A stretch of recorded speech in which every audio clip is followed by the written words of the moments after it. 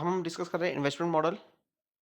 Government की spending जो है इंफ्रास्ट्रक्चर में हम देखेंगे तो बढ़ी है। पहले 1 लाख करोड़ थी, अब बढ़कर जो है 11 लाख करोड़ क्रॉस हो गई है। तो 10 साल के अंदर अंदर 1 लाख करोड़ से 10 लाख करोड़ हो गई है। 11 लाख करोड़ हो गई है, 11 लाख करोड़ से ज़्यादा हो गई है। इंफ्रास्ट्रक्चर डेवलपमेंट जो है वो रिक्वायर करता है मैसिव कैपिटल, जो मोबिलाइज होता है 3 मॉडल से। एक तो पब्लिक फंडिंग, जहाँ गवर्नमेंट पूरी फंडिंग लगाती है बजट से। प्राइवेट फंडिंग, जहाँ एक प्राइवेट इंटिटीज जो होती है वो इन्वेस्ट करती है। और पब्लिक प्राइवेट पार्टनरशिप, जहाँ प्राइवेट और पब्लिक सेक्टर दोनों मिलकर शेयर करते हैं रिस्क को, रिस्पॉन्सिबिलिटी को और रिवॉर्ड को। रिस्पॉन्सिबिलिटी को और रिवॉर्ड को शेयर करते हैं। अब बात करेंगे पब्लिक प्राइवेट पार्टनरशिप की बात करेंगे तो ये कोलेबोरेशन है गवर्नमेंट के बीच में, प्राइवेट कंपनीज के बीच में। ये प्रोवाइड करने के लिए पब्लिक सर्विस और इंफ्रास्ट्रक्चर को प्रोवाइड करने के लिए प्राइवेट इन्वेस्टमेंट यूनिट जो होते हैं, private investment unit in department of economic affairs जो होता है वो रिस्पॉन्सिबल होता है पॉलिसी लेवल के मैटर्स के लिए जो कंसर्निंग होता है पब्लिक प्राइवेट पार्टनरशिप से। ये इंक्लूड करता है policies, scheme, programme, model, concession agreement और capacity building. Public private partnership की बात करेंगे तो ये कॉन्ट्रेक्चुअल एग्रीमेंट होता है पब्लिक एंटिटी और प्राइवेट सेक्टर के बीच में मैनेज करने के लिए पब्लिक इंफ्रास्ट्रक्चर प्रोजेक्ट को। की बेनिफिट क्या होता है, इससे प्रमोट होता है इनोवेशन और क्रिएटिविटी। ये लेस टाइम कंज्यूम करता है, ये मॉनिटर इंप्रूव करता है मॉनिटरिंग को, ये प्रमोट कर रहा है इंफ्रास्ट्रक्चर को, लोकल डेवलपमेंट को, ये इंक्रीज करता है टेक्निकल और टेक्नोलॉजिकल कॉपरेशन, ये प्रोवाइड करता है इलास्टिक सर्विस, रिड्यूस करता है सर्विस कॉस्ट को, ये बिल्ड करता है cooperative growth private sector participation से और इंटीग्रेशन से, रिस्क शेयरिंग करता है प्राइवेट सेक्टर के साथ, प्राइवेट सेक्टर पार्टनर के साथ रिस्क शेयरिंग होती है और हेल्प करता है जो पब्लिक सेक्टर का गवर्नमेंट के ऊपर जो बर्डन है बजटरी कंस्ट्रेंट है उसको रिड्यूस करने में हेल्प करता है। गवर्नमेंट के स्टेप क्या लिए गए हैं, पहला तो है public private partnership appraisal committee develop की गई। उसके अलावा नेशनल मॉनिटराइजेशन पाइपलाइन लाई गई। उसके अलावा वायबिलिटी गैप फंडिंग है, इंफ्रास्ट्रक्चर प्रोजेक्ट डेवलपमेंट फंड है, ये प्रोवाइड करता है फंडिंग सपोर्ट डेवलप करने के लिए quality public private partnership project. और उसके अलावा एफडीआई को ईज किया गया है, परमिट किया गया है 100% एफडीआई पीपीपी सेक्टर में, special purpose vehicle on the automatic route for the most sectors. बहुत सारे सेक्टर्स के लिए पीपीपी को एक्सेप्ट किया गया है और एफडीआई 100% तक जो है वो एक्सेप्टेबल लिमिट लगाई गई है ऑटोमेटिक रूट से। अब बात करेंगे मॉडल क्या है। पीपीपी में कई सारे मॉडल है। तो पहला है बिल्ड ऑपरेट ट्रांसफर।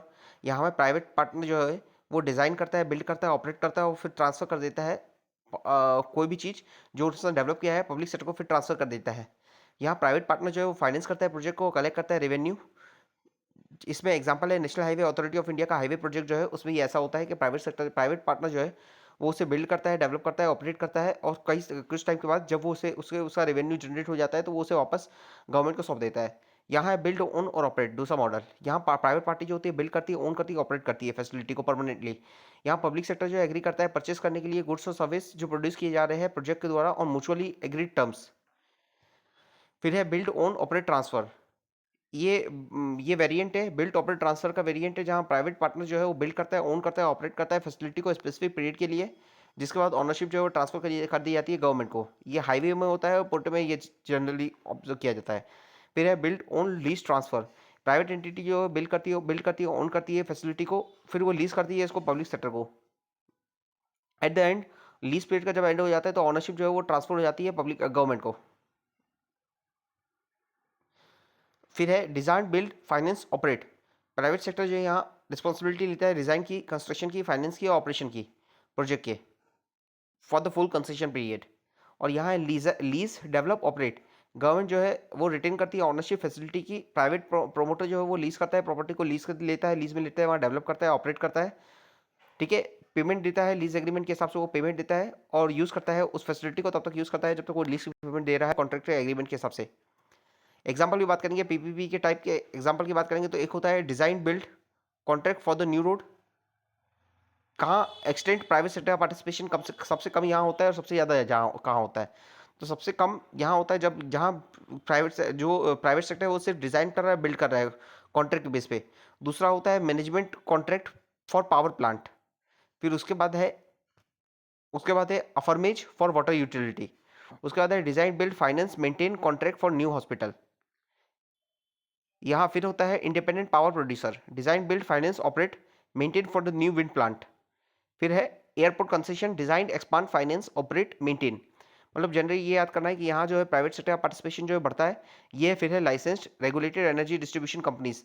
तो ऐसी कंपनीज जहाँ प्राइवेट सेक्टर का पार्टिसिपेशन कम होता है, जहाँ प्राइवेट सेक्टर का पार्टिसिपेशन ज़्यादा होता है, तो हम इधर से जाते हैं, राइट साइड मूव करते हैं तो हमारे यहाँ प्राइवेट सेक्टर का पार्टिसिपेशन बढ़ता है और लेफ्ट साइड में प्राइवेट सेक्टर का पार्टिसिपेशन कम होता है, पब्लिक सेक्टर का पार्टिसिपेशन, गवर्नमेंट का पार्टिसिपेशन ज़्यादा होता है। एनालिसिस की बात करेंगे तो इंजीनियरिंग प्रोक्योरमेंट और कंस्ट्रक्शन मॉडल जो है, यहाँ क्या होता है कि यहाँ प्राइवेट सेक्टर जो है एज ए कॉन्ट्रैक्टर वर्क करता है, गवर्नमेंट जो है पूरे पैसे लगाती है, गवर्नमेंट जो है पूरा क्लियरेंस देती है, प्राइवेट सेक्टर एक ठेकेदार की तरह आता है, काम करके चला जाता है। डिफरेंस क्या है इसका पब्लिक प्राइवेट पार्टनरशिप मॉडल से? इसका डिफरेंस क्या है? यहाँ फाइनेंशियल रिस्क का जो है उसका इशू है। यहाँ ईपीसी मॉडल जो है engineering procurement and construction model जो है, यहाँ फाइनेंशियल बर्डन जो है गवर्नमेंट के ऊपर रहता है एंटायरली। प्राइवेट एंटिटी जो है वो significant portion of financial risk जो है शेयर नहीं करती। यहाँ प्राइवेट जो फैक्टर पार्टनर है वो रिस्क शेयर नहीं करता है, वो सिर्फ एज ए कंस्ट्रक्टर वर्क करता है। प्राइवेट प्लेयर जो है ईपीसी मॉडल में उसका लिमिटेड रोल होता है, मोर लिमिटेड रोल होता है, जो फोकस होता है कंस्ट्रक्शन में फिक्स्ड प्रॉफिट मार्जिन के बेस पे।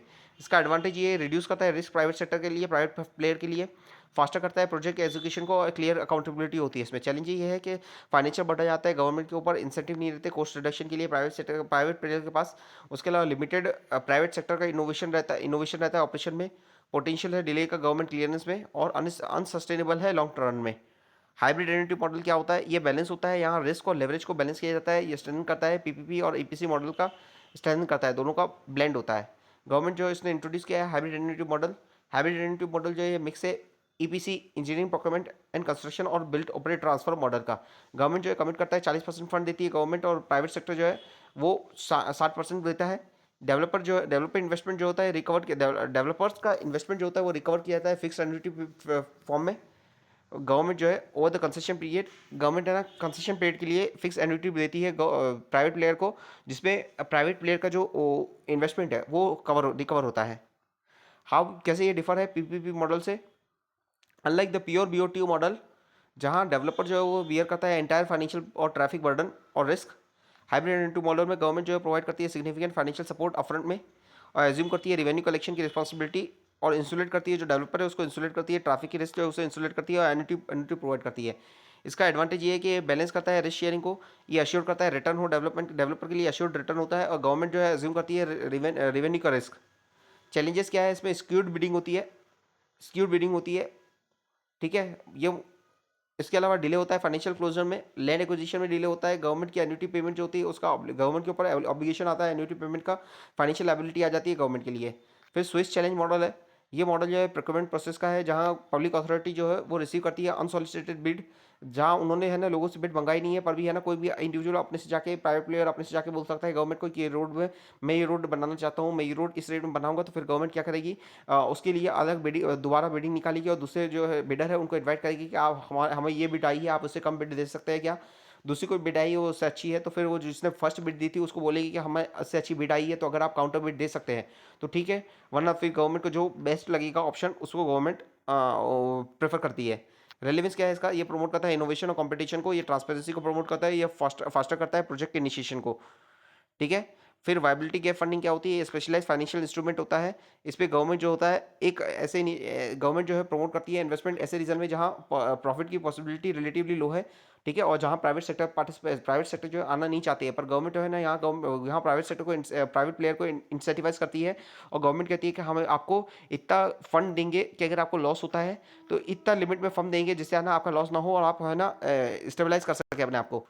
इसका ये होता है ब्रिज करता है वायबिलिटी गैप को, ये ब्रिज करता है, ये जो प्रोजेक्ट होता है उसमें वायबिलिटी लाता है। उसके अलावा ये डीरिस्क करता है प्राइवेट के इन्वेस्टमेंट को, डीरिस्क करता है, ये इनेबल करता है सोशल इंफ्रास्ट्रक्चर डेवलपमेंट को, जहाँ रिलेटिवली प्रॉफिट की लॉन्च जेस्टेशन पीरियड होता है, और जहाँ प्रॉफिट के चांसेस रिलेटिवली लोअर होते हैं और ब्लीक होते हैं, जैसे वेस्ट वाटर ट्रीटमेंट हो गया, सॉलिड वेस्ट मैनेजमेंट हो गया, और तो ऐसे प्रोजेक्ट जो हेल्थ एजुकेशन इंफ्रास्ट्रक्चर डेवलप करने के लिए है, ये अनलॉक करता है ब्राउन फील्ड एसेट्स के पोटेंशियल को अनलॉक करता है ये। चैलेंजेस क्या है? Robustness of project appraisal, accurate appraisal जो होती है उसके लिए इकोनॉमिक जस्टिफिकेशन और फाइनेंशियल वायबिलिटी का इशू है, ये एक्यूरेट असेसमेंट की बहुत ज़रूरत है, तो इसमें पॉसिबिलिटी है कि लूप होल्स हो, ठीक है। उसके अलावा कंटिजेंट फिजिकल लाइबिलिटी, गवर्नमेंट के ऊपर लाइबिलिटी आ जाती है, गवर्नमेंट को है ना कंटिजेंट लाइबिलिटी आ जाती है गवर्नमेंट के लिए। इसके अलावा रिस्क ऑफ मॉरल हजार्ड, ये हो जाता है कि गवर्नमेंट है ना पैसे दे रही है तो उस पर क्या जो प्राइवेट प्लेयर होते हैं ना उनको है ना ये केयरलेसनेस आ जाती है, और डेलिबरेटली अंडरस्टेट करते हैं किसी भी प्रोजेक्ट को, एक्सपेक्टेड रेवेन्यू है उसको अंडरस्टिमेट करते हैं, ठीक है। और उसके अलावा क्या होता है? ब्रॉडर पीपीपी इकोसिस्टम को चैलेंज करता है ये, और limited capacity of implementing agencies, जो इम्प्लीमेंटिंग एजेंसीज हैं उनकी लिमिटेड कैपेसिटी होती है, तो इफेक्टिव एग्जीक्यूशन नहीं होता है, जो गवर्नमेंट की कमिटमेंट है उसके हिसाब से फंड ट्रांसफर नहीं हो पाता है, और चैलेंजेस आते हैं उसमें। सक्सेसफुल और अनसक्सेसफुल चैलेंज पीपीपी प्रोजेक्ट क्या है इंडिया में। सबसे पहले सक्सेसफुल मॉडल की बात करेंगे तो एयरपोर्ट में मॉडर्नाइजेशन हुआ है। Delhi, Mumbai, Hyderabad, Bengaluru world class infrastructure बना है एयरपोर्ट का। ये BIL ऑपरेट कर रहा है बेंगलुरु एयरपोर्ट को। उसके अलावा पोर्ट की बात करेंगे तो एफिशिएंट डेवलपमेंट हुआ है, एनहांस मैरीटाइम ट्रेड बढ़ा है। वाधवान पोर्ट महाराष्ट्र में, ये की पीपीपी प्रोजेक्ट है। रोड की बात करेंगे तो नेशनल हाईवे नेटवर्क जो बिल्ट हुआ है पीपीपी मॉडल में, ये इंप्रूव किया है इसने कनेक्टिविटी को। अनसक्सेसफुल मॉडल की बात करेंगे तो दिल्ली एयरपोर्ट का मेट्रो एक्सप्रेस जो है, इसने फेस किया फाइनेंशियल इश्यूज, जिससे प्राइवेट कंसेशनर जो है वो टर्मिनेट करते हैं कॉन्ट्रैक्ट को due to dispute. Delhi airport metro express. उसके अलावा नोएडा का टोल ब्रिज जो है वो फेस कर रहा है public protest over the high toll.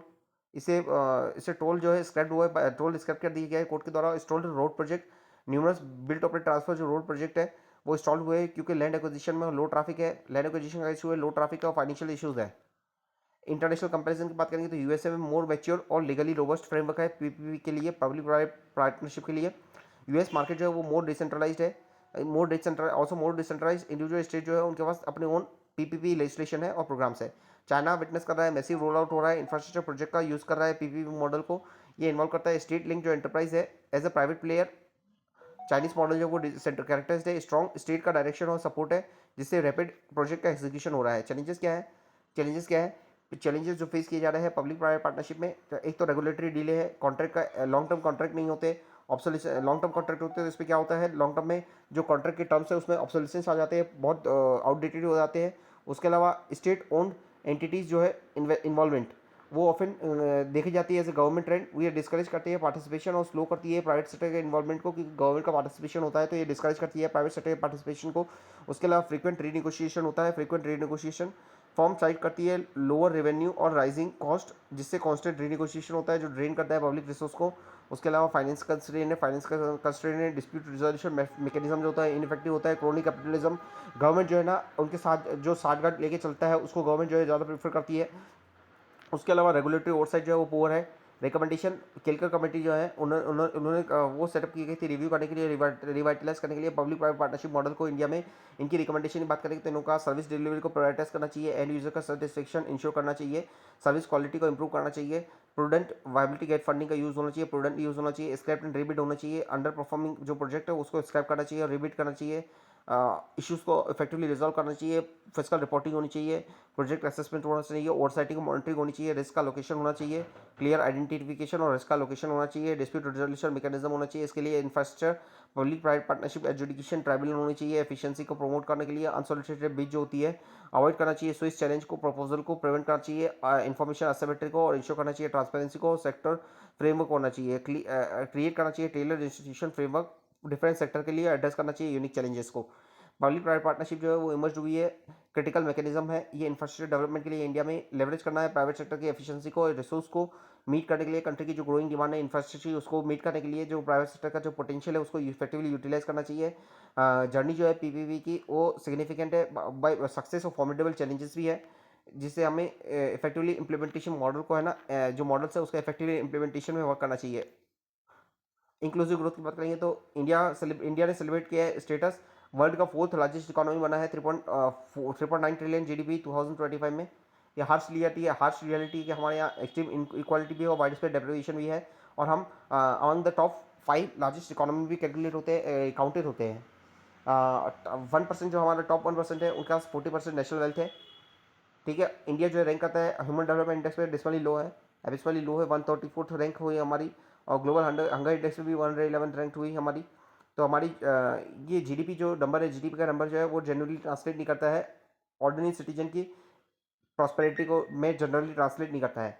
Moving forward India को डेडिकेटेड एफर्ट्स लेने की जरूरत है ताकि हमारा जो इकोनॉमिक अचीवमेंट है वो क्रिएट कर सके मीनिंगफुल अपॉर्चुनिटीज़ और इंक्लूसिव ग्रोथ जो होती है ओईसीडी के हिसाब से ये इकोनॉमिक ग्रोथ होती है जो क्रिएट करती है अपॉर्चुनिटी सभी सेगमेंट ऑफ द पॉपुलेशन के लिए और डिस्ट्रीब्यूट करते हैं डिविडेंड। जो ग्रोथ की और प्रॉस्पेरिटी के डिविडेंड है वो सभी सेक्शन को डिस्ट्रीब्यूट होता है अक्रॉस द सोसाइटी।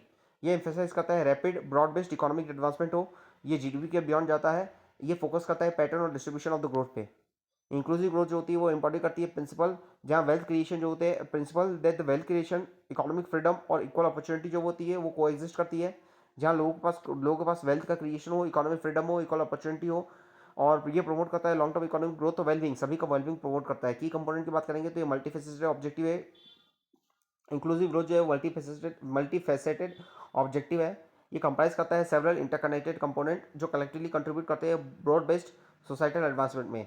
की कंपोनेंट क्या है इंक्लूसिव ग्रोथ के? तो पहला है इकोनॉमिक पार्टिसिपेशन अपॉर्चुनिटी डेवलप करना, दूसरा है लिविंग कंडीशन और सोशल इंक्लूजन प्रमोट करना, इक्वालिटी लोगों के बीच में डेवलप करना, इनकम और जेंडर इक्वालिटी, ठीक है, quality education, clean water, sanitation, universal health care, उसके अलावा अपॉर्चुनिटी होनी चाहिए, एक्सेस टू मार्केट होना चाहिए, एम्प्लॉयमेंट होना चाहिए, प्रोडक्टिव एम्प्लॉयमेंट होना चाहिए, फेयर रेगुलेशन होना चाहिए, इन्वायरमेंटल सस्टेनेबिलिटी होनी चाहिए, वेल्थ का डिस्ट्रीब्यूशन होना चाहिए, फोकस करना चाहिए फ्यूचर जनरेशन के जो वेलबींग है उस पर फोकस करना चाहिए, इन्वायरमेंटल सस्टेनेबिलिटी को फोकस करना चाहिए, प्रोग्रेसिव टैक्सेशन वेलफेयर प्रोग्राम, ठीक है, सस्टेनेबल रिसोर्स का यूटिलाइजेशन और इकोनॉमिक पार्टिसिपेशन और opportunity, essential goods and service जो है सभी को अवेलेबल होना चाहिए, ठीक है, और सोसाइटी में डिस्क्रिमिनेशन नहीं होना चाहिए। तो हम बात करेंगे तो जब हम बात करते हैं इंक्लूसिव डेवलपमेंट की तो यहाँ social, economical, political, cultural, gender, generation, sectoral, environmental सभी फैक्टर्स को है ना कंसिडरेशन में लिया जाता है तो इंक्लूसिव डेवलपमेंट हो सकता है।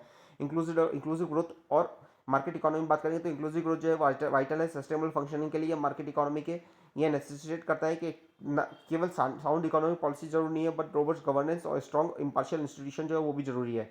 इंक्लूसिव ग्रोथ जो है फॉर द मार्केट इकोनॉमी, पहला है मार्केट इकोनॉमी स्टेबिलिटी, एक्सपांड करेगी, एक्सपांड करना एक्सपांड्स, इससे क्या होता है ये इंक्लूसिव ग्रोथ होता है, इससे डोमेस्टिक डिमांड एक्सपांड होती है, ह्यूमन कैपिटल बिल्ड होता है, सोशल टेंशन कम होती है, सोशल हार्मोनी बढ़ती है, सोशल स्टेबिलिटी बढ़ती है, पॉलिटिकल स्टेबिलिटी बढ़ती है, बूस्ट करता है ग्रोथ को अल्टीमेटली।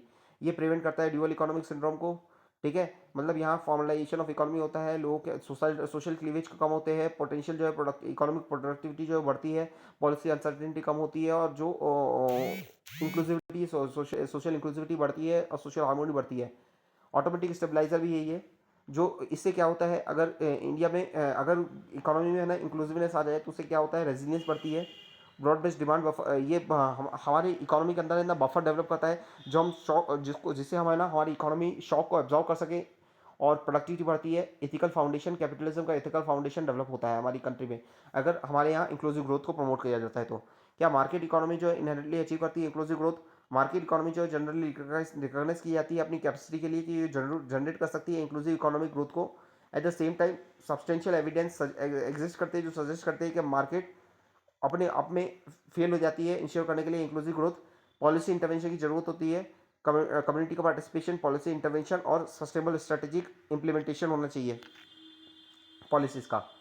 क्या मार्केट फोस्टर कर सकती है इंक्लूसिव ग्रोथ को? मार्केट जो है एफिशिएंसी और इनोवेशन को प्रमोट करती है, कॉम्पिटिटिव प्राइसिंग को प्रमोट करती है, जॉब क्रिएशन में हेल्प करती है, प्रोडक्टिविटी एनहांस करती है, लोगों का पार्टिसिपेशन बढ़ाती है और वेल्थ क्रिएशन में हेल्प करती है। जो अल्टीमेटली ये सब क्या करते हैं, ये सब जो है इकोनॉमी में वेल्थ क्रिएशन करते हैं, ग्रोथ और डेवलपमेंट को प्रमोट करते हैं, ये जरूरी है। पर की इंटरवेंशन की जरूरत है जैसे कि रेगुलेशन हो गया, प्रोग्रेसिव टैक्सेशन हो गया, पब्लिक गुड का डिस्ट्रीब्यूशन हो गया, सेफ्टी नेट हो गया। ये क्या होगा, ये सब जो इंटरवेंशन किए जाएंगे उससे क्या होगा, अल्टीमेटली क्या होगा, वेलफेयर होगा और जो वेल्थ का क्रिएशन हो उसका इक्विटेबल डिस्ट्रीब्यूशन होगा और रीडिस्ट्रीब्यूशन ऑफ वेल्थ होगा।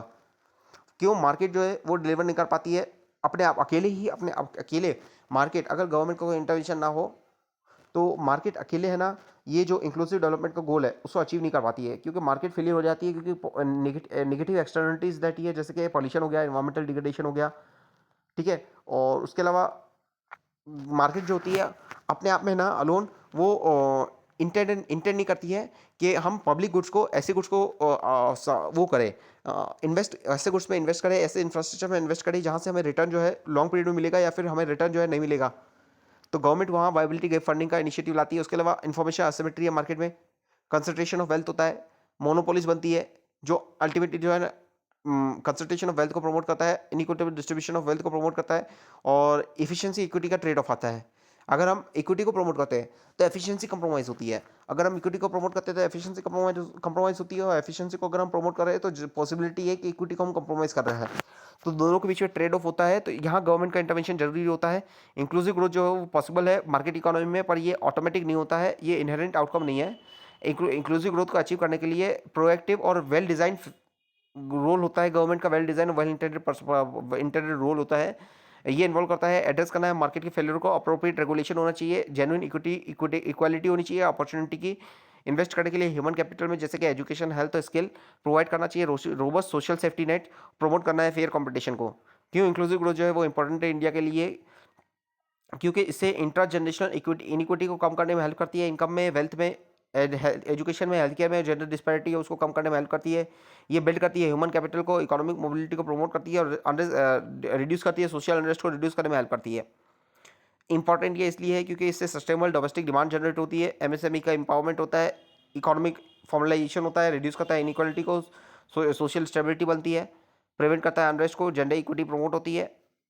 ठीक है, नेशनल गोल जो है उससे ये अलाइन करता है, इंक्लूसिव ग्रोथ जो है नेशनल गोल से अलाइन करता है, हमारा आत्मनिर्भर भारत का, रेजिलियंट सप्लाई चेन का ऑब्जेक्टिव जो उसे अलाइन करता है, विकसित भारत जो है हमें बनाना है, zero poverty, universal health care, food basket बनना है हमें, एसडीजी गोल जो है नो पॉवर्टी का, नो हंगर का, उसे अटेन करना है तो इसके लिए इंक्लूसिव ग्रोथ जो है वो एसेंशियल है। हमारा जो फिलोसफिकल फाउंडेशन है गांधी जी का सर्वोदय है, अद्वैत वेदांत है, यूनिटी ऑफ मैनकाइंड, और अंत्योदय जो प्रिंसिपल है ये multiculture harmony, unity in diversity को प्रमोट करते हैं। तो हमारी जो फिलोसफिकल फाउंडेशन है उससे ये इंक्लूसिव ग्रोथ की आइडियोलॉजी जो है वो अलाइन करती है। इंक्लूसिव ग्रोथ जो है केवल रिड्यूस नहीं करती है एग्जिस्टिंग डिस्पैरिटी को, पर ये फोस्टर करती है इंटरजनरेशनल इक्विटी को। ये डिस्पैरिटी को कम नहीं करती पर जो इक्वालिटी है उसे प्रमोट भी करती है। ये इंकरेज करती है सस्टेनेबल चॉइस फ्यूचर जनरेशन के लिए। इसे इंटरजनरेशनल इक्विटी आती है इनकम वेल्थ में, एजुकेशन में, हेल्थ केयर में, और जेंडर इक्विटी आती है। और इंटरजनरेशनल भी होता है। एक तो इंटरजनरेशनल मतलब जो सेम जनरेशन है उसके बीच में, और दो जो डिफरेंट जनरेशन है बाप बेटे के बीच में जो डिस्पैरिटी है वो भी कम होती है। ये रिसोर्स डिप्लीशन को कम करता है, पॉल्यूशन बर्डन को कम करता है, क्लाइमेट वल्नरेबिलिटीज को कम करता है, बायोडाइवर्सिटी लॉस को कम करता है, और ये जो गैप है प्रेजेंट और फ्यूचर के बीच में जो गैप है उसे हटाता है। अब बात करेंगे स्टेक होल्डर, उनके रोल क्या है फोस्टर करने में इंक्लूसिव ग्रोथ को अचीव करना है। अगर इंक्लूसिव ग्रोथ तो ये कॉम्प्लेक्स इंडेवर है, ये रिक्वायर करता है कंसल्टेड और कोऑर्डिनेटेड एफर्ट्स की जरूरत है मल्टीट्यूड ऑफ स्टेक होल्डर से। ये इसके लिए गवर्नमेंट जो है एज आर्किटेक्ट है, गवर्नमेंट जो एज आर्किटेक्ट है, पहला गवर्नमेंट का रोल, गवर्नमेंट जो है पॉलिसी बनाती है, पॉलिसी और रेगुलेशन बना करती है। गवर्नमेंट जो है इन्वेस्टमेंट करती है, पब्लिक इन्वेस्टमेंट करती है इंफ्रास्ट्रक्चर में। गवर्नमेंट जो है रिडिस्ट्रीब्यूट करती है टैक्सेस का, वेल्थ का रिडिस्ट्रीब्यूशन होता है, सेफ्टी नेट प्रोवाइड करती है गवर्नमेंट। ठीक है, गवर्नमेंट जो है इंपावरमेंट इनिशिएटिव लेती है, जैसे कि कौशल विकास योजना है, startup India, stand up India, national livelihood mission है। उसके अलावा पीएम किसान है, जनमन है। उसके अलावा माइक्रो फाइनेंशियल स्टेबिलिटी को गवर्नमेंट प्रमोट करती है। इसमें गवर्नमेंट जो है एक इनकम प्रोवाइड करती है, रियल इनकम देती है पुअर के लिए, प्रोटेक्ट करती है रियल इनकम को, सेविंग बढ़ाती है गवर्नमेंट, जो है इन्वेस्टमेंट बढ़ाती है गवर्नमेंट, जो है फॉस्टर करती है कंड्यूसिव इन्वायरमेंट। ठीक है, तो गवर्नमेंट क्या क्या मेथड को फॉलो करती है। पहला तो गवर्नमेंट जो है पॉलिसीज बनाती है, स्टेबल मैक्रो इकोनॉमिक इन्वायरमेंट को क्रिएट करती है, लेवल प्लेइंग फील्ड प्रोवाइड करती है, कंपटीशन फेयर कंपटीशन को इंश्योर करती है, रॉबस्ट रेगुलेटरी फ्रेमवर्क बनाती है, चेक करती है एक्सप्लॉइटेशन को, एड्रेस करती है एक्सटर्नलिटीज को जैसे का पॉल्यूशन हो गया, प्रोटेक्ट करती है कंज्यूमर के राइट को। इसके लिए गवर्नमेंट ने बनाया कंपटीशन कमीशन ऑफ इंडिया है, इन्वायरमेंटल प्रोटेक्शन एजेंसीज है। ठीक है, लैंड लेबर कैपिटल के लिए सेक्टर में रिफॉर्म किया गया गवर्नमेंट के द्वारा। उसके अलावा गवर्नमेंट ने इन्वेस्टमेंट और इंफ्रास्ट्रक्चर डेवलपमेंट के लिए ग्राम सड़क योजना है, सर्व शिक्षा अभियान है, भारत नेट है डिजिटल इंफ्रास्ट्रक्चर के लिए। उसके अलावा सोशल इंफ्रास्ट्रक्चर के लिए उसमें आयुष्मान भारत है। ठीक है, फिर है सेफ्टी नेट के लिए, गवर्नमेंट जो है सेफ्टी नेट के लिए प्रोवाइड करती है, प्रोग्रेसिव टैक्सेशन है, गरीब कल्याण अन्न योजना है, मनरेगा है, पेंशन और अनएम्प्लॉयमेंट बेनिफिट देती है government. Self help group government promote कर रही है, पीएम स्किलिंग कर रही है लोगों की, स्टार्टअप इंडिया है, गवर्नमेंट ने नेशनल लाइवलीहुड मिशन है। उसके अलावा टारगेटेड इंटरवेंशन कर रही है गवर्नमेंट मार्जिनलाइज ग्रुप के लिए, जैसे पीएम किसान है, जर्मन है।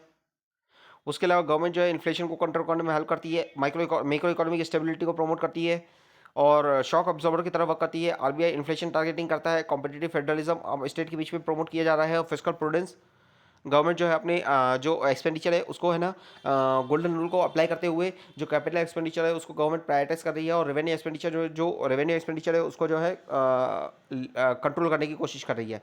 प्राइवेट सेक्टर की बात करेंगे तो प्राइवेट सेक्टर जो है क्या क्या वर्क करता है। प्राइवेट सेक्टर जो है प्राइमरी इंजन है इकोनॉमिक ग्रोथ का और जॉब क्रिएशन का most of the market economy के लिए, और इसका एक्टिव पार्टिसिपेशन जो है वो इंडिस्पेंसिबल है अचीव करने के लिए इंक्लूसिव ग्रोथ को। प्राइवेट सेक्टर जो है as a engine of inclusive growth ये जॉब क्रिएशन में हेल्प करता है, ये एक्सपर करता है इनोवेशन और प्रोडक्टिविटी को, स्किल डेवलपमेंट में हेल्प करता है। उसके अलावा रिस्पॉन्सिबल बिजनेस प्रैक्टिस को प्रमोट करता है, इंफ्रास्ट्रक्चर डेवलपमेंट में हेल्प करता है, पीपी मॉडल के थ्रू सिविल सोसाइटी का पार्टिसिपेशन प्राइवेट सेक्टर जो है वो इंश्योर करता है।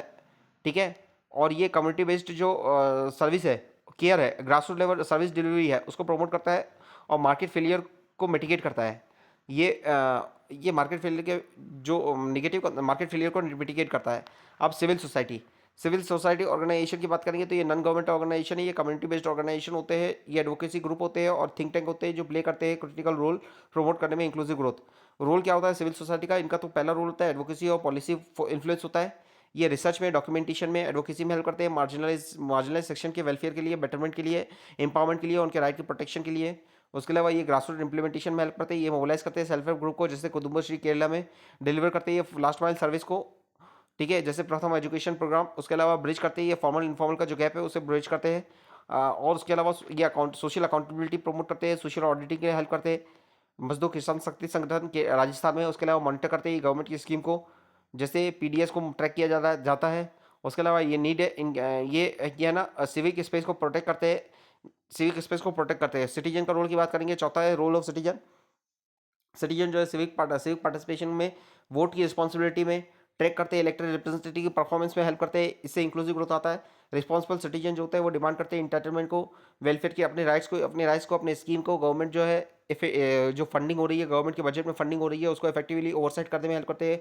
वॉलंटरी स्किल के लिए गवर्नमेंट जो सिटीजन होते हैं वो वाउच करते हैं, ठीक है। उसके अलावा इथिकल कंज्यूमरिज्म को प्रमोट करने के लिए वर्क करते हैं, सपोर्ट करते हैं फेयर ट्रेड प्रैक्टिस को, सोशल चेंज एजेंट की तरह वर्क करते हैं, चैलेंज करते हैं सोशल डिस्क्रिमिनेशन को, बिल्ड करते हैं कम्युनिटी सॉलिडिटी, यूनिटी, हार्मोनी और फ्रेटर्निटी को प्रमोट करने में वर्क करते हैं, कॉन्स्टिट्यूशनल वैल्यू को अल्टीमेटली जो है प्रमोट करते हैं। की चैलेंजेस क्या है इंक्लूसिव ग्रोथ में इंडिया में? इंडिया जो है सर्टेनली जो है एक्सपीरियंस कर रहा है element of inclusive growth, particularly evident है, सिग्निफिकेंट रिडक्शन हो रहा है एब्सोल्यूट पॉवर्टी में, इंप्रूव हो रहा है एक्सेस टू बेसिक सर्विस, कई सारे पर जो ग्रोथ है वो प्रोसेस जो है वो कॉम्प्रिहेंसिव नहीं है और कंसिस्टेंट नहीं है।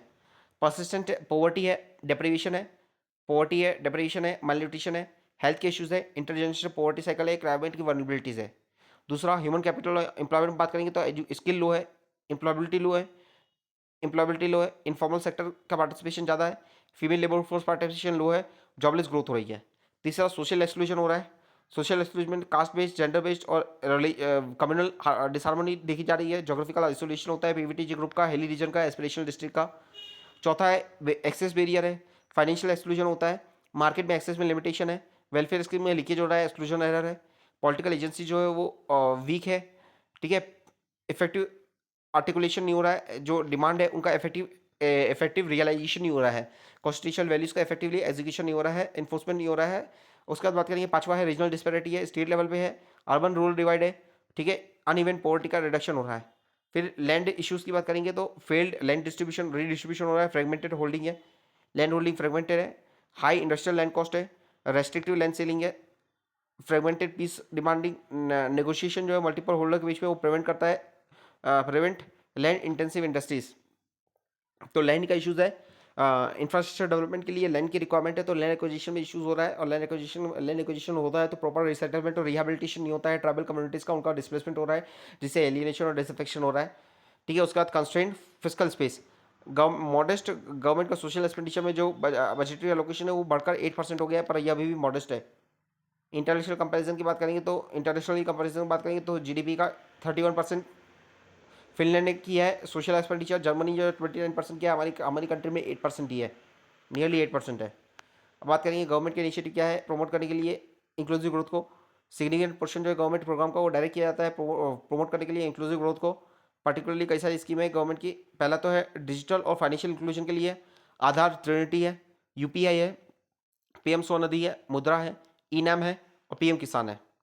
पोवर्टी एलिवेशन के लिए गरीब कल्याण अन्न योजना है, Deendayal Antyodaya national rural livelihood mission है, पीएम विश्वकर्मा है, स्किलिंग के लिए जल जीवन मिशन है और integrated programme for older person की पेंशन की स्कीम है। उसके बाद सोशल इंक्लूजन के लिए मार्जिनलाइज ग्रुप में आता है एलजीबीटीक्यू, उसके लिए ट्रांसजेंडर पर्सन राइट एक्ट आया है और गरिमा गृह आया है। ट्राइबल्स के लिए धरती आबा जनजाति ग्राम उत्कर्ष अभियान है, उसके अलावा पीएम जनमन है।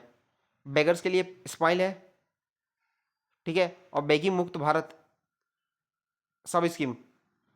उसके अलावा shelter homes basic service government provide कर रही है, सेल्फ हेल्प ग्रुप डेवलप की है गवर्नमेंट, फॉर्मेशन हुआ है बैगर्स के लिए। उसके बाद रीजनल डेवलपमेंट के लिए गवर्नमेंट एस्पिरेशन डिस्ट्रिक्ट प्रोग्राम है, पीएम ग्राम सड़क योजना है, भारत नेट है, वायबिलिटी गैप फंडिंग है, ठीक है, बैकवर्ड रीजन ग्रांट फंड है, ठीक है। उसके अलावा पीएम इंप्लीमेंट कर रहे हैं पीएम डेवलपमेंट इनिशिएटिव है फॉर नॉर्थ ईस्टर्न रीजन, तो पीएम डिवाइन। अब बात करेंगे सोशल सेक्टर के एक्सपेंडिचर की बात करेंगे तो क्वांटम ऑफ एक्सपेंडिचर ये डिसर्नेबल राइजिंग हो रहा है, राइजिंग ट्रेंड है गवर्नमेंट का जो एक्सपेंडिचर है सोशल सर्विस में।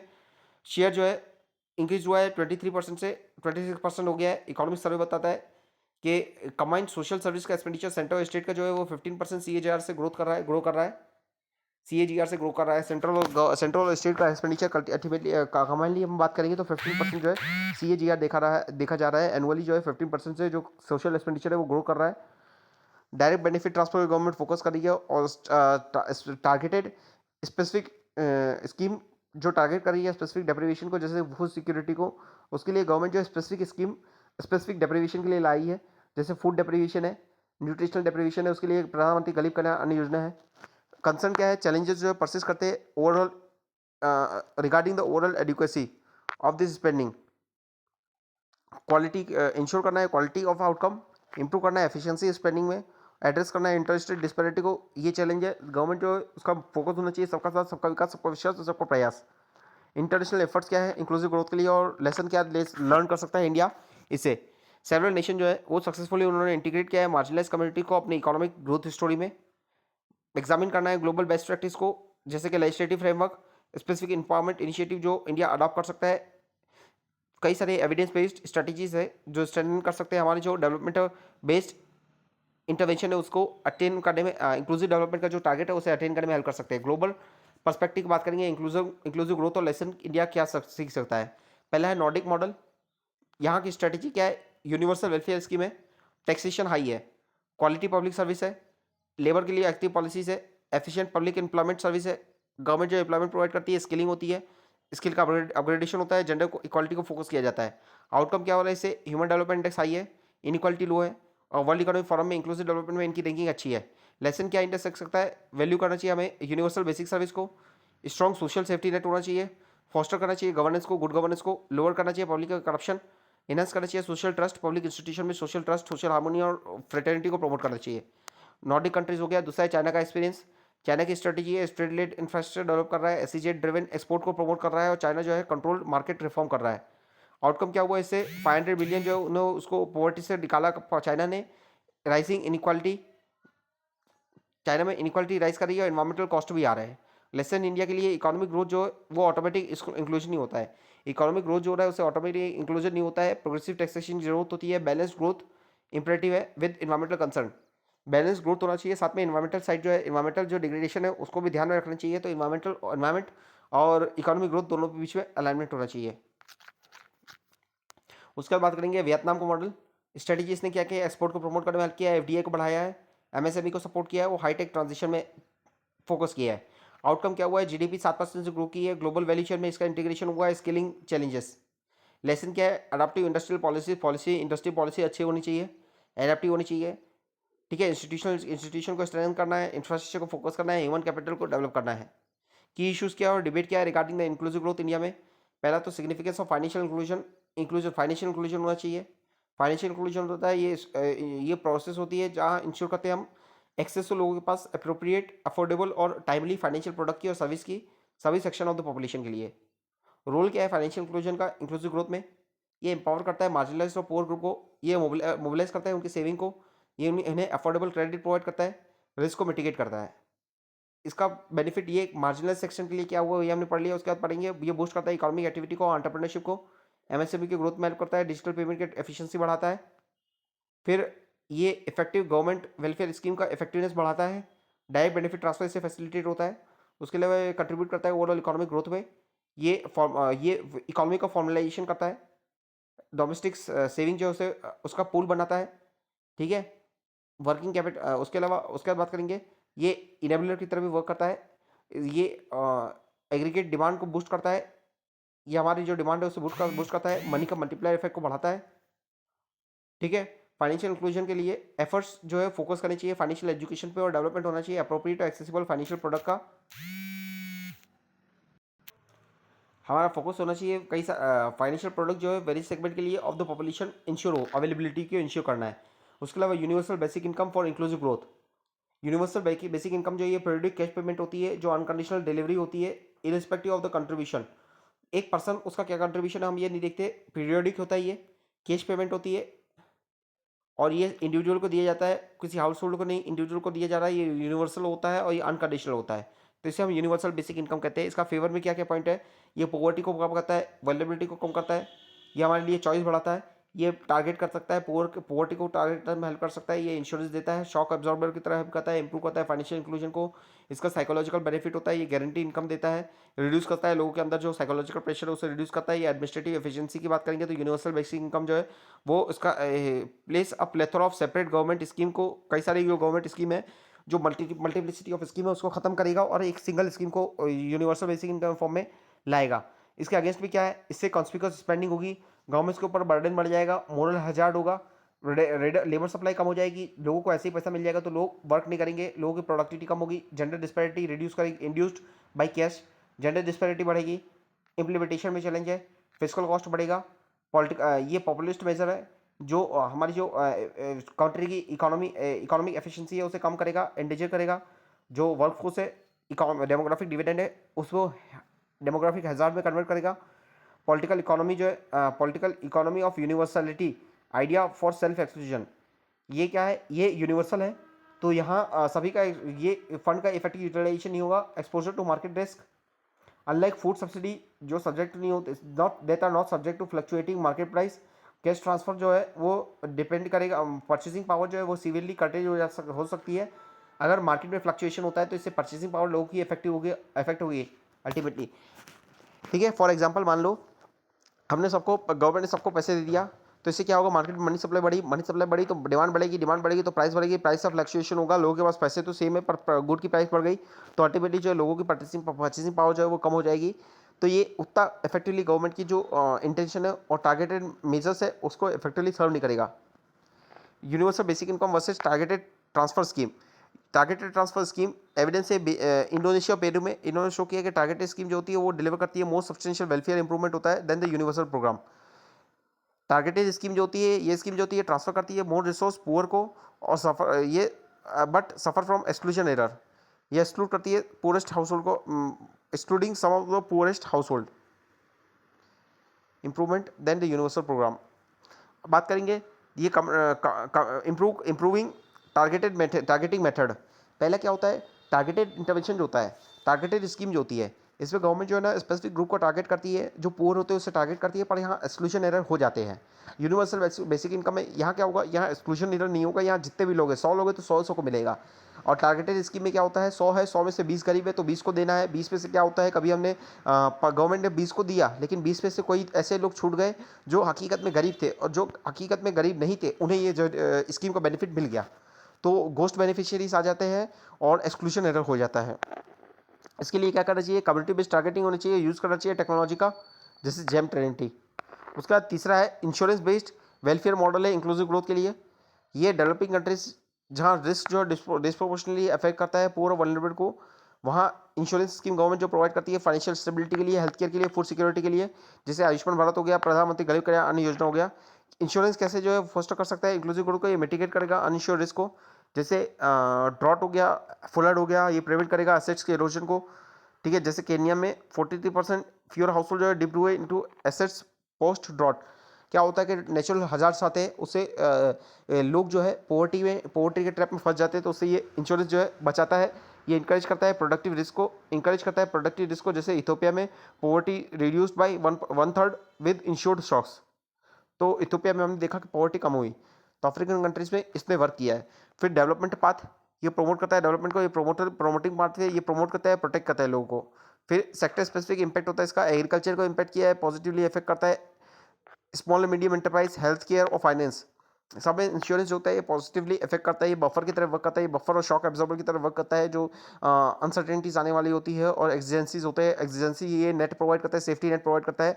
तो इंश्योरेंस अल्टीमेटली जो है इंक्लूसिव ग्रोथ को प्रमोट करता है, क्योंकि ये देखा जाता है कि कहीं किसी की फैमिली में जो है हेल्थ का हैजार्ड आ गया तो हेल्थ की हैजार्ड जो हेल्थ एक्सपेंडिचर होता है उससे लोग जो है पॉवर्टी के ट्रैप में फंस जाते हैं। अगर वहाँ इंश्योरेंस उनके पास है तो वो पॉवर्टी के ट्रैप में फंसेंगे नहीं और गवर्नमेंट जहाँ उन्हें एज अ बफर प्रोवाइड करेगी, सेफ्टी नेट प्रोवाइड करेगी।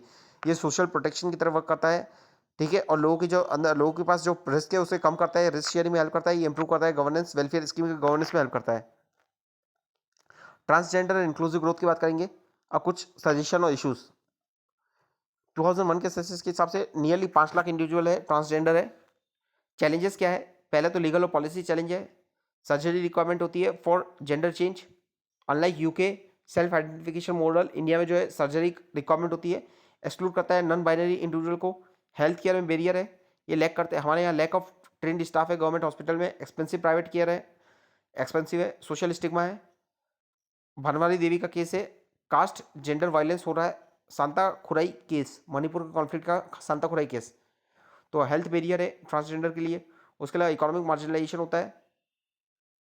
और रिकमेंडेशन क्या है, इन्हें लीगल प्रोटेक्शन देना चाहिए। इनके जॉब एजुकेशन को रिजर्वेशन होनी चाहिए जॉब एजुकेशन में। स्टार्टअप इनको सपोर्ट करना चाहिए। हेल्थ केयर एक्सेस की बात करेंगे तो ऑपरेशनलाइज करना है Ayushman Bharat TG plus scheme को, ट्रांसजेंडर प्लस स्कीम को फोस्टर करना है। पॉलिटिकल पार्टिसिपेशन एमुलेट करना है, क्या कॉपी करना चाहिए कर्नाटक का मॉडल जो है जहाँ 1% कोटा दिया गया है नेशन वाइड, उसे कर्नाटक का मॉडल जो है उसे प्रमोट करना चाहिए। इन्हें रिजर्वेशन देना चाहिए। एजुकेशन और सेंसिटाइजेशन होना चाहिए, जैसे यूके में यूनिसेक्स स्पेस है for trans people. LGBTQ plus training है पुलिस के लिए और डॉक्टर्स के लिए, और सेंसिटाइज करते हैं सिटीजन को। ऐसा कुछ मॉडल इंडिया में अडॉप्ट करना चाहिए। Begging free India for inclusive growth, colonise criminalise करना बेगिंग को, बेगर्स को, ये कॉलोनियल लेगेसी है। हमें बेगर्स जो इंडिया में वो ये विजिबल मैनिफेस्टेशन है पॉवर्टी का। ये कंसिल करता है, ये छुपाता है। जो कॉम्प्लेक्स इशू है उसे छुपाता है। बेगिंग जो है कॉम्प्लेक्स इशू है उसे छुपाता है। जो इंक्लूसिव डेवलपमेंट हम अटेंड नहीं कर पाए। कॉन्सेप्ट ऑफ अंत्योदय जो है, इसका मतलब होता है जो लास्ट है पर्सन में, जो क्यू में लास्ट है, उसे भी हम इंप्रूव, उसकी जो स्टेटस है उसे इंप्रूव करें, उससे वेलफेयर को इंश्योर करें। अद्वैत फिलॉसफी जो है वो फॉर्म करती है इथिकल इम्परेटिव इथिकल फाउंडेशन बनाती है। इथिकल इम्परेटिव बताती है इंडिया के लिए कि हमें क्रिएट करना है एक बिगर फ्री सोसाइटी और रिहेबिलिटेट करना है जो मार्जिनलाइज कम्युनिटी है, उन्हें रिहेबिलिटेट करना है। रूट कॉज क्या है, पॉवर्टी और डिस्प्लेसमेंट होता है। ऑर्गेनाइज एक्सप्लोटेशन हो रहा है लोगों का, चाइल्ड बेगिंग, माफिया है, ह्यूमन ट्रैफिकिंग हो रही है, जोन्ड कंट्रोल कार्टल्स है, सिस्टम का फेलियर है। स्कूल एजुकेशन में ड्रॉप आउट है। डिसेबिलिटी के लिए लोग जो डिसेबल्ड है उनके लिए सपोर्ट नहीं है। तो करंट की गवर्नमेंट की अप्रोच क्या है, उसके लिए गवर्नमेंट ने लीगल मेजर्स है। गवर्नमेंट ने भारतीय न्याय संहिता एक्ट है। उसके अलावा इंदौर में इंदौर आर्म्स गिविंग, आम जो आम देते हैं, भीख देते हैं, उन्हें इनके ऊपर फाइन लगाया जाता है। तो गवर्नमेंट के कुछ अभी करंट के मेजर्स है। हॉलिस्टिक सॉल्यूशन क्या होता है, हॉलिस्टिक सॉल्यूशन ये है कि हमें फाइन नहीं लगाना है, बैगिंग देने में फाइन नहीं लगाना है। गवर्नमेंट जो है कंसिडर करना है बैगिंग को as a socio economic issue और क्राइम की तरह कंसिडर नहीं करना है, सोशियो इकोनॉमिक इशू की तरह कंसिडर करना है। रूट कॉज क्या है, ठीक है, मेंटल हेल्थ सपोर्ट देना है, ट्रांसफॉर्म करना है बेगर को इनटू वर्कर, वोकेशनल ट्रेनिंग देना है, पब्लिक अवेयरनेस बढ़ानी है, सिस्टम में चेंजेस लाने हैं, रिहेबिलिटेशन फ्रेमवर्क लाना है, शेल्टर होम्स डेवलप करने हैं, एंटी सिंडिकेट एक्शन होना चाहिए। ठीक है, जैसे कैलाश सत्यार्थी का चिल्ड्रन फाउंडेशन है जो चाइल्ड ट्रैफिकिंग में से चाइल्ड को रेस्क्यू करता है। इंटरनेशनल एग्जाम्पल की बात करेंगे तो यूएई जो है वो इन्फोर्स करता है स्ट्रिक्ट पेनल्टी, फाइन और इम्प्रिजनमेंट देता है, जो प्रमोट कर रहे प्रोमोटिंग ऑल साइड प्रमोट कर रहा है। गवर्नमेंट जो यूए की है वो प्रमोट कर रही है promoting donation to licence charities. Sweden जो बैलेंस कर रहा है anti begging law with the robust welfare support. Government जो है स्वीडन की वो वेलफेयर रोबस्ट बैगिंग को खत्म कर रही है और साथ ही साथ जो है बैगिंग को खत्म कर रही है और साथ ही साथ वेलफेयर सपोर्ट प्रोवाइड कर रही है। रिकमेंडेशन क्या है, रिकमेंडेशन इंक्लूसिव ग्रोथ के लिए फोकस करना है, ह्यूमन कैपिटल पे, एग्रीकल्चर ट्रांसफॉर्मेशन करना है, जॉब को क्रिएट करना है, लेबर मार्केट को रिफॉर्म करना है, जेंडर इक्विटी को प्रमोट करना है, केयर इकोनॉमी में वर्क करना है, वुमेन का पार्टिसिपेशन को इंश्योर करना है, गवर्नेंस ऑफ फेडरलिज्म को प्रमोट करना है। ठीक है, प्रमोट करना है सिस्टमल डेवलपमेंट को, इन्वायरमेंटल सस्टेनेबिलिटी को प्रमोट करना है, इन्वायरमेंट जस्ट ट्रांजिशन को प्रमोट करना है, स्किल को डिमांड के हिसाब से अलाइन करना है। ठीक है, इंडस्ट्री एकेडमी का लिंकेज बढ़ाना है, क्वालिटी एजुकेशन को फोकस करना है, हेल्थ केयर को फोकस करना है, कॉम्प्रिहेंसिव एग्रीकल्चर का रिफॉर्म होना चाहिए, एग्रीकल्चर प्रोसेसिंग इंडस्ट्रीज को प्रमोट करना है, वैल्यू एडिशन को प्रमोट करना है, ग्लोबल वैल्यू चेन में हमारा इंटीग्रेशन होना चाहिए। उसके अलावा एमएसएमई को प्रमोट करना है, एमएसएमई को जो रेगुलेशन है उसे ईज करना है, लेबर मार्केट को सिंप्लीफाई करना है, लेबर कोड को सिंप्लीफाई करना है, इकोनॉमी को फॉर्मलाइज करना है, हमें जो केयर वर्क है उसको रिकॉग्नाइज करना है, रिड्यूस करना है और रिडिस्ट्रीब्यूट करना है, फॉर्मलाइज करना है इकोनॉमी को, बिजनेस का डेवलप स्टार्टअप को प्रमोट करना है। लखपति दीदी स्कीम इसका एग्जांपल है। एंटी डिस्क्रिमिनेटरी लॉज लाने हैं, फिजिकल इक्वलाइजेशन होना चाहिए लैगिंग इंडस्ट्रीज के लिए, फिजिकल सपोर्ट देना है, प्रोग्रेसिव टैक्सेशन लेना है, रिड्यूस करना है इनडायरेक्ट टैक्स को, वेल टैक्स लगाना है, एम्पावर करना है लोकल गवर्नमेंट को, फिर अब हम पढ़ेंगे पॉवर्टी।